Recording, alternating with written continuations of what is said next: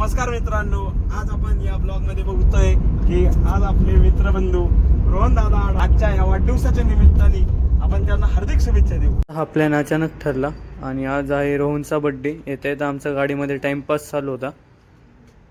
आम्ही रात्री उशिरा म्हणजे 11:15 वाजता निघालो होतो आणि थोड्या वेळ प्रवास केल्यानंतर आम्ही दत्त मंदिरामध्ये पोचलो.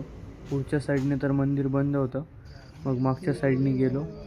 प्रतीकच्या ओळखीचे ते दादा होते. ते दादा म्हटले पुढे नका जाऊ, साईडनंच दर्शन घ्या. मग दर्शन घेऊन आम्ही महादेवाच्या मंदिरामध्ये गेलो. महादेवाचं पण मंदिर खूप जुनं आहे. हे मंदिर 1300च्या काळातलं आहे आणि दगडांना कोरून बनवलेलं मंदिर आहे. मग आमचं दर्शन झालं. दर्शन झाल्यावरती आम्ही जगताप चहावाले यांच्याकडे गेलो, वडापाव खाल्ला. तोपर्यंत बाकीचे मेंबर येत होते आमचे.